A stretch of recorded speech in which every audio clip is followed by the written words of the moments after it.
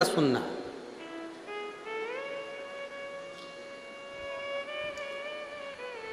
एक माँ ने एक पत्र लिखा, देखो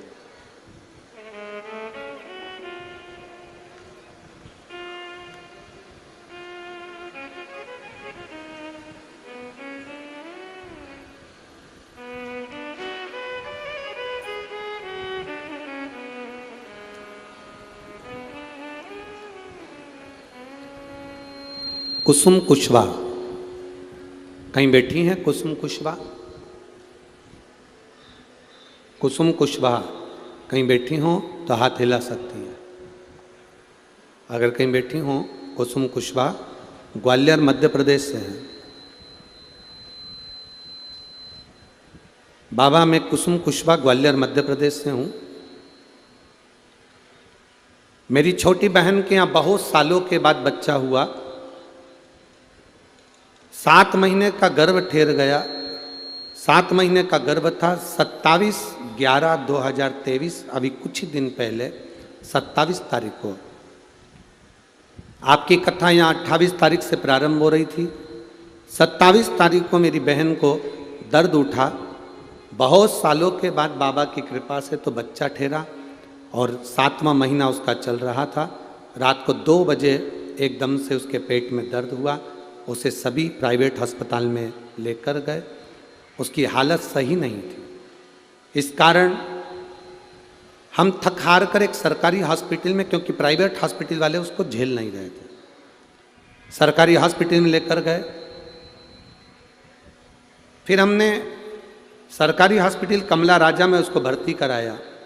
वहाँ जब डॉक्टरों ने उसकी जांच करी तो पता चला कि उसके बच्चादानी फट गई है और जल्दी से ऑपरेशन करके 7 महीने का बच्चा ही गर्भ से बाहर निकालना पड़ेगा। डॉक्टरों ने उसका इलाज प्रारंभ कर दिया। उसकी बच्चादानी को निकालना पड़ा। बड़ी मुश्किल से गर्भ ठहरा था और बच्चादानी भी बाहर निकाली गई और एक बच्चे ने, लड़के ने जन्म लिया 7 महीने का। पर गुरुजी, उस बच्चे की हालत 7वें महीने में बहुत खराब। माँ और बेटे दोनों को वेंटिलेटर पर डाल दिया गया। बच्चे और बहन की अच्छी सेहत के लिए मैंने मेरे परिवार वालों से कहा कि 28 तारीख को ददरुआ धाम में शिव महापुराण की कथा होने जा रही है, तो मैं कथा में जाऊंगी और पंडाल में बैठकर बाबा से विनती करूंगी कि मेरी बहन का बच्चा अच्छा रहे, क्योंकि बड़े सालों के बाद हुआ है और तो भी 7वें महीने में हो गया। गुरुदेव, हम कथा सुनने के लिए पंडाल में आ गए। बाबा को विनती कर कर कथा पूर्ण कर कर जब जाने लगे तो फोन पर खबर आई कि जो बच्चा था, जो वेंटिलेटर पर पड़ा हुआ था 7 महीने का, वो मर गया। उसके प्राण छूट गए।